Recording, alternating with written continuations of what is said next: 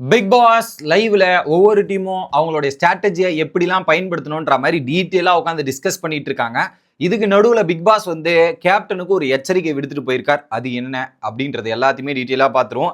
சேனலுக்கு புதுசாக இருந்தீங்கன்னா மறக்காம சப்ஸ்கிரைப் பண்ணிருங்க.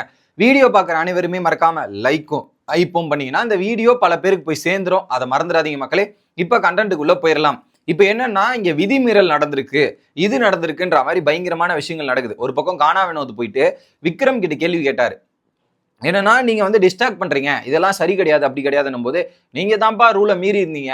அதுல நீங்க ஏன் போயிட்டு அங்க 2 பேரும் அந்த ரிங்கு மேல ரவுண்டு மேல ஏறி நின்னீங்க, 1 hour கிளாக்ல ஏன் ஏறி நின்னீங்க, அப்ப அது ரூல் படி விளையாடுனீங்களா அப்படின்ற மாதிரி கானா வினோத் கேட்டோன்னே அப்படியோ நம்ம தப்பா விளையாட்டுமோன்ற மாதிரி வந்துட்டாங்க. வந்துட்டு சாண்ட்ராவோட பொசிஷன் இருக்குல்ல, அந்த மெயின் டோர் பொசிஷன் அங்க உட்காந்து பேசிட்டு இருக்கும்போது சாண்ட்ரா ஒரு விஷயத்த கண்டுபிடிக்கிறாங்க. என்னன்னா ஒவ்வொரு டீம்லயும் ஒரு 3 பேரை தான் அனௌன்ஸ் பண்ணாங்க. லிவிங் ஏரியால போய் இந்த 3 பேர் தான் இந்த கேம்ல பார்ட்டிசிபேட் பண்ண போறோம்ன்ற மாதிரி அனௌன்ஸ் பண்ணாங்க. அப்போ கமருதீன் பேர் அனௌன்ஸே பண்ணலையே. ஸோ ஒரு டீம்ல 3 பேர்னா நிமிடம், நொடி மற்றும் 1 hour அந்த மணி நேரத்துக்கான 3 பேர் நிக்க வச்சிருந்தாங்க. அதுல கமருதீன் வந்து வெளியே தானே இருக்கணும், அவ எப்படி கிளாக்ல வந்தான், அவன் போய் கேம்ல பார்ட்டிசிபேட்டே பண்ணிருக்க கூடாது, ரொம்ப தப்புன்ற மாதிரி டிஸ்கஸ் பண்றாங்க. ஏன்னா அவங்க அனௌன்ஸ் பண்ணல, நம்ம டீம்ல அனௌன்ஸ் பண்றது தானே பண்ணிட்டு இருக்கோம், அவங்க எப்படி இதை பண்ணாங்கன்ற மாதிரி கேள்விகள் வருது. உடனே என்ன பண்றாங்க, கூப்பிட்டு வச்சு கமருதீனை கேட்கறாங்க. எனக்கு தெரியாதுங்க, எனக்கு தெரியாது, எனக்கு தெரியாது. அப்ப இவருக்கு எதுக்கு தான் வந்திருக்காரு, கேமுக்கு விளையாட வந்திருக்காரா, ஏது பண்ணிருக்காரான்னு தெரியல, ரூல்ஸ் கூட தெரியாதான், அதை கேட்டா பதில் சொல்லவும் தெரியாதுன்ற மாதிரி உட்காந்து பேசிட்டு இருக்காப்புல. அதை சாண்ட்ரா வந்து யோசிச்சுட்டு அதுக்கப்புறம் பார்வதி கேட்கறாங்க. என்ன பார்வதி இது என்னதுன்னு. இல்லைங்க அது ரூல்ஸ்ல இருக்கு, அது அப்படிதாங்க போல இருக்கு, எல்லா வாட்டியும் அனௌன்ஸ் பண்ண வேண்டிய அவசியம் இல்லை அப்படின்னா இதெல்லாம் சொல்லியிருப்பாங்கல்ல அப்படின்ற மாதிரி பார்வதியும் சொல்லிடுறாங்க. இவங்களுக்கு ஒரு பக்கம் டவுட், இது தப்பு தானே, அங்க அனௌன்ஸ் பண்ண பிக் பாஸ் வந்து அனௌன்ஸ் பண்ணாரு, இங்க அனௌன்ஸே பண்ணாம இவங்க இஷ்டத்துக்கு பார்ட்டிசிபேட் பண்றது எப்படி, அப்போ அந்த இடத்துல அனௌன்ஸ் பண்றதுக்கான காரணம் என்னன்ற மாதிரி யோசிக்கிறாங்க. எனக்குமே குழப்பமா இருக்கு சீரியஸா. ஏன்னா அனௌன்ஸ் பண்ணது 3 பேர், அப்ப அந்த 3 பேர் தானே. ஆனா அது ஒரு ரவுண்டுக்கு தான். இப்போ ஒவ்வொரு ரவுண்டு மாறும்போது ஆட்கள் மாறிக்கலான்ற மாதிரி ஆப்ஷனும் இருக்கும். பிக் பாஸும் அனௌன்ஸ் பண்ணாதால இந்த ஒரு குழப்பத்துல இவங்க சுத்திட்டு இருக்காங்க. இது சரியா தவறா, விதிகளை மீறினாங்களா மீறலையான்ட்டு. 3 பேர் அனௌன்ஸ் பண்ணாங்கன்னா அந்த 3 பேர்ல தான் பார்ட்டிசிபேட் பண்ணோம், அவங்களுக்குள்ள ஸ்வாப்பிங் நடக்கலாம். ஆனா ஆள் அனௌன்ஸ் பண்ணாத ஆள் வந்து பண்றது எப்படி நியாயமா இருக்கும்ன்ற மாதிரி இங்க ஒரு டவுட்ல போயிட்டு இருக்கு. ஓகே, இன்னொரு பக்கம் பார்வதி எவ்வளவு வெறுப்பேற்ற முடியுமோ அவ்வளோ வெறுப்பேத்திட்டு இருக்காங்க. விக்ரமன் சபரி எல்லாம் ஒரு பக்கம் வெறுப்பேத்திட்டு இருக்காங்க. இதுல குறிப்பா இந்த ஸ்ட்ராட்டஜி கொடுத்தது தான் கனி. ஒரு பக்கம் பார்வதியை வந்து அந்த படையப்பால ஒரு பாட்டு வந்து வரும், அந்த பாட்டை வச்சு கலாய்க்கிறாங்க. கனி என்ன கனி, ஸோ சொந்த டீமையே துரோகம் பண்ணிட்டீங்க, துரோகி மாதிரி இதுவாயிட்டீங்களே கனின்ற மாதிரி கனி ஒரு பக்கம் ஓட்டிக்கிட்டு டிஸ்கஷன் பண்ணிட்டு இருக்காங்க. ஓகே, இது நடந்துட்டு இருக்கு. வெளியே வந்து திவ்யா என்ன பண்றாங்க, ஆனா அவங்க எல்லாம் டிஸ்டர்ப் பண்ணுவாங்க, அவங்க டிஸ்டர்ப் பண்ணாங்களா கூட நம்ம கேமை ஃபோக்கஸ் பண்ணலாம், நம்ம அடுத்தவங்களை போயிட்டு இது பண்ணணும் அது பண்ணணுன்ற மாதிரி கேம் வேண்டாம். நம்மளோட இலக்கு இந்த டாஸ்க் கேப்டன்சில போய் பார்ட்டிசிபேட் பண்ணணும். ஃபேமிலி வீக்ல 24 மணி நேரம் நம்ம ஃபேமிலி வரணும்ன்றத இலக்கா இருக்கணும். நம்மள ஃபோக்கஸ் பண்ணுவோம், அடுத்தவங்களை போய் அட்டாக் பண்ண வேணான்ற மாதிரி வினோத்துக்கு போய் சொல்லிட்டு இருக்காங்க. நீங்க ட்ரிகர் ஆகுறீங்க, உங்களை டார்கெட் பண்ணி தான் ட்ரிகர் ஆக வராங்க, அந்த ட்ரிகரை நம்ம கொடுக்க வேண்டாம், சைலண்ட் ஆயிடலாம் அப்படின்ற மாதிரி சொல்றாங்க. நீங்க சைலண்டா இருங்க, சாண்ட்ராவோட கிளாக்குக்கும் அமித் போட்டோம், இவங்க 2 பேரும் போட்டோம், நீங்க சைலண்டா இருங்கன்ற மாதிரி டிஸ்கஷன் போகுது.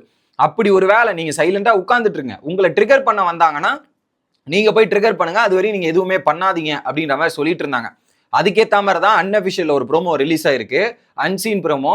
அதுல வந்து பாத்தீங்கன்னா கானா வினோத்தும் திவ்யாவும் சிவனேன்னு உட்காந்துட்டு இருக்காங்க. நடுவுல வந்து ஆதிரை, இன்னொரு பக்கம் விக்ரம், எஃப்ஜே எல்லாம் வந்து வாண்டடா வினோத்தை ட்ரிகர் பண்ணிக்கிட்டே இருக்காங்க. வினோத் வந்து அது கண்டுக்காம இருக்கிறாரு.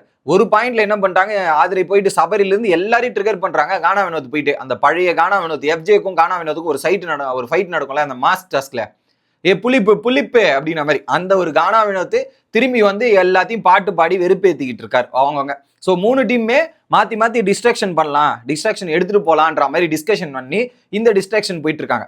இதுல இன்னொரு ஸ்ட்ராட்டஜி பண்ணியிருக்காங்க. என்ன ஸ்ட்ராட்டஜினா, இந்த டீம் கானா டீம் என்ன பண்ணியிருக்காங்கன்னா, ஸோ அந்த அவர் கிளாக்ல வந்து 1 ஹவருக்கு போய் ஒரு ஆள் நின்னே ஆகணும். நம்ம என்ன பண்ணலாம், நம்ம போய் நிக்கிறத வச்சு அவங்க கணக்கு பண்ணிடுவாங்க, அதுல ஏதாவது ஒரு ஏமாத்தலாம் அப்படின்றதுக்காக 45 நிமிஷம் நம்ம கவுண்ட் பண்றோமா, அந்த 45 நிமிஷம் கவுண்ட் பண்ண திவ்யா போய் நிக்கட்டும். ஸோ அதுக்கப்புறம் 1 hour ஆன உடனே அந்த இடத்துல சாண்ட்ரா வந்து யாரோ ஒரு நபர் வந்து நிக்கட்டும். ஸோ அந்த நம்ம 45 நிமிஷத்துல போய் நின்னோம்னா அவங்க கன்ஃபியூஸ் ஆயிடுவாங்க. அந்த கன்ஃபியூஸ் ஆயிட்டு அவங்க ஏதாவது பண்றாங்களான்னு பார்ப்போம். அப்ப நம்ம கரெக்டா போய் 1 hourல நம்ம ஆளை மாத்திட்டு ஒரு ஆட்டத்தை பண்ணலான்ற மாதிரி இங்க ஒரு ஸ்ட்ராட்டஜி நடந்துட்டு இருக்கு. அப்ப கானா வினோத் டைம் கம்மியா கொடுத்துட்டா என்ன பண்ணுவீங்கன்ற மாதிரி டிஸ்கஷன் போயிட்டு இருக்கு. அதுல கானா வினோத் அடிக்கடி கோவமா ரியாக்ட் பண்ணிடுறாரு. கானா வினோத்துக்கும் அமித்துக்கும் கொஞ்சம் ரியாக்ஷன் மாத்தி நடந்துட்டு இருக்கு. சொதப்பிடாதீங்கடா அப்படின்ற மாதிரி தான் நமக்கும் ஃபீல் ஆகுது. இவங்க இந்த மாதிரி அடுத்து கனி எல்லாம் என்ன பண்றாங்கன்னா, ஆதிரியை விட்டுருவோம், ஆதிரை போய் எல்லாரையும் ட்ரிகர் பண்ணுவான், எல்லாரையும் போயிட்டு இது பண்ணட்டும். ஸோ நம்ம 3 பேர் இதை ஃபோக்கஸ் பண்ணலாம். கமருதீன் அதே மாதிரி, பார்வதி இது நான் வெளியே இருந்து கவுண்ட் பண்ணிக்கிறேன்ற மாதிரி டிசைட் பண்ணிருக்காங்க. உடனே கமருதீன் நான் டெமோ வாய்ஸ்ல பேசி விருப்பத்துறேன், டெமோல வச்சு செய்யறான்ற மாதிரி டிஸ்கஷன் போயிட்டு இருக்கு.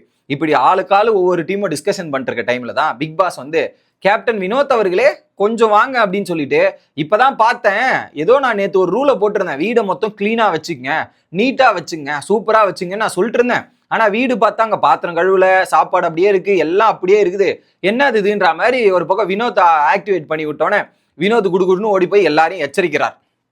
பிக் பாஸ் ஒரு எச்சரிக்கை கொடுத்துறாரு, கிளீன் பண்ணாம இருக்கு, எல்லாம் ஸ்ட்ராட்டஜி டிஸ்கஸ் பண்றாங்க. உடனே பாரு கிளீன் பண்ணீங்களா, இதெல்லாம் பண்ணீங்களா, பாரு போயிட்டு காண்டாட்டேன், எப்பா ஆனா அவனா என்கிட்ட வந்துடாதப்பா, எல்லாரும் இருக்காங்க, எல்லார்கிட்டையும் போய் நான் தான் கிடைச்சினா உனக்கு, என்கிட்ட தான் நீ வருவியா அப்படின்ற மாதிரி டிஸ்கஷன் போகுது. உடனே இவர் என்ன பண்றாரு, உள்ள போயிட்டு எல்லாரையும் எழுப்பி கிளீன் பண்ண அனுப்புறாரு. வெசல் வாஷிங், கிச்சன் எல்லாம் அவங்க வேலையை பாருங்க, பிக் பாஸ் சொல்லியிருக்காரு, அதை கரெக்டா பார்த்து முடிக்கணும், அவர் எச்சரிக்கை கொடுக்குறாருன்னா அதுக்கேற்ற மாதிரி இருக்குங்க அப்படின்ற மாதிரி இவர் சொல்லிட்டு வந்து பாத்ரூமையும் கிளீன் பண்ண சொன்னார். கமருதீன் பாத்ரூம் கிளீன் பண்ணிட்டியா, இதெல்லாம் பண்ணிட்டியான்னு கேட்கும்போது, டேய் பாத்ரூம் கிளீன்லாம் அவர் சொல்லவே இல்லையாடா, இல்லடா சொன்னாரா நான் கேட்டேன்ற மாதிரி கமருதீன் காண்டாயிட்டான். நேத்து தான் கிளீன் பண்ணோன்னா திரும்ப உனக்கு பண்ணணுமா, நைட்டு தானே பண்ணுவாங்க, காலையாடா பண்ணுவாங்கன்ற மாதிரி கமருதீன் டென்ஷன் வரா. எதுக்குடா இப்படி கத்துற, கத்தாத, ஏன் கத்துறேன்னு, நீ தான் இப்ப பண்ணாத வேலையை பண்ணன்னு சொன்னா, பண்ண வேலையை பண்ணலன்னு சொன்னா கத்த தான் செய்வான், கோவப்பட தான் செய்வான் போது உடனே விக்ரம் வந்து, எப்பா அது பாத்திரம் கழுவ சொன்னாங்கப்பா, பாத்ரூம் கிடையாது, தப்பா புரிஞ்சுட்டு இருக்காரு கானா வினோத்ன்ற மாதிரி அங்க ஒரு டிஸ்கஷன். ஒரு பக்கம் பதட்டத்திலேயே இருக்காருங்க கானா வினோத், பதட்டமா இருக்கு. இதுல குறிப்பா கானா வினோத் ஒரு விஷயத்த சொன்னாரு, அந்த ஸ்ட்ராட்டஜி பிளான் பண்ணும்போது கூட இன்னைக்கு ஒரு நாள் விட்டுறலாம், 3 நாள் இருக்குல்ல, 2 நாள் கூட பார்த்து நம்ம பிடிச்சி கேமை ஜெயிச்சிடலாம், வாங்கிடலான்ற மாதிரி சொல்றாங்க. சாண்ட்ரா நெக்லெட் டாஸ்க்ல என்ன நடந்துச்சுன்னு பாத்தீங்களா, நம்ம பிடிக்கலாம் கடைசி நாள் போயிட்டு நம்ம கோட்டையை விட்டோம், அந்த மாதிரிலாம் நம்ம இருக்க முடியாது, இப்படி இருந்தா டோட்டலா நம்ம க்ளோஸ் பண்ணி விட்டுருவாங்க, உஷாரா இருக்கணும்ன்ற மாதிரி சாண்ட்ரா பேசுறாங்க. உடனே திவ்யா வந்து என்ன சொல்லிட்டாங்கன்னா, இப்போ வர டாஸ்க், இப்போ அடுத்து ஒரு டாஸ்க் கம்பல்சரி வரும், வராமலாம் இருக்காது, அடுத்த ரவுண்ட் ஒன்று வைப்பாங்க, அந்த ரவுண்டை நம்ம கேர்ஃபுல்லா இருக்கணும், கடைசி ரவுண்டு மாதிரி, அந்த ரவுண்டு தான் கடைசி ரவுண்டு அப்படின்ற மாதிரி பிளே பண்ணி ஜெயிக்க முயற்சி பண்ணுவோம். ஸோ நம்ம ஃபோக்கஸ்ல இருக்கலாம், அவங்க என்ன டிஸ்ட்ராக்ஷன் வந்தாலும் நம்மளோட இலக்கை மாத்தாம இருக்கலாம் அப்படின்ற மாதிரி டிஸ்கஷன் போயிட்டு இருக்கு. ஆளுக்கு மூளைக்கு உட்காந்து ஸ்ட்ராட்டஜி, இதுல குறிப்பா விக்ரமோட ஸ்ட்ராட்டஜிலாம் நம்ம போற போக்கிலேயே போவோங்க, அது என்ன ஆகுதுன்றதை பார்ப்போம்.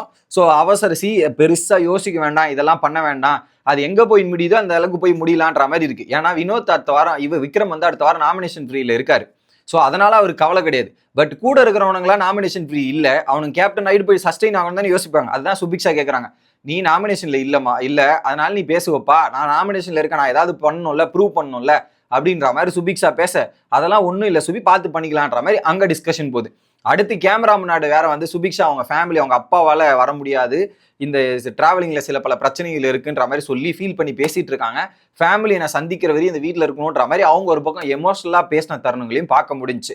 ஸோ அடுத்து லைவ் அப்டேட்ல வந்து சந்திக்கிறேன். Bye guys.